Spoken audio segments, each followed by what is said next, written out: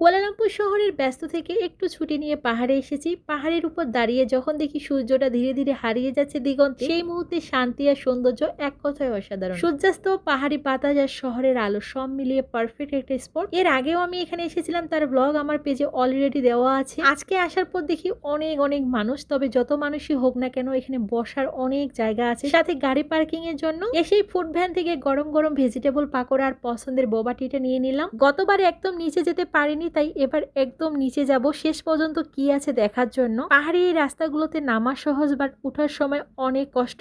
শেষ পর্যন্ত আমরা নিচে আসি। একটা ছোট্ট পুকুর ছিল যেখানে উপরের সব বৃষ্টির পানিগুলো নিচে পড়ে। এখানে দেখার মতো শুধু এই পাহাড়টাকে সুন্দর করে কেটে রাস্তা বানানো, আর এটা দেখতে অনেক সুন্দর লাগে। আর এখান থেকে কুয়ালালামপুরের আইকনিক সব টাওয়ার গুলো একসাথে দেখা যায়, সাথে সূর্যাস্ত। আর এটা দেখার জন্য এত মানুষের ভিড় এখানে। এদিকে আকাশে অনেক মেঘ করেছে, তাই তাড়াতাড়ি করে সবাই চলে যাচ্ছিল। বাই দ্য ওয়ে, অনেকে লোকেশনটা জানতে চাইবেন। এই জায়গার নাম বুকিট আন্তরা বাংসা সানসেট ভিউ পয়েন্ট। আমি কমেন্ট বক্সে লিখে দিব লোকেশনটা। কুয়ালালামপুর থেকে মাত্র 30 মিনিটের মতো সময় লাগে। আজকের এই মিনি ব্লগটা এই পর্যন্তই।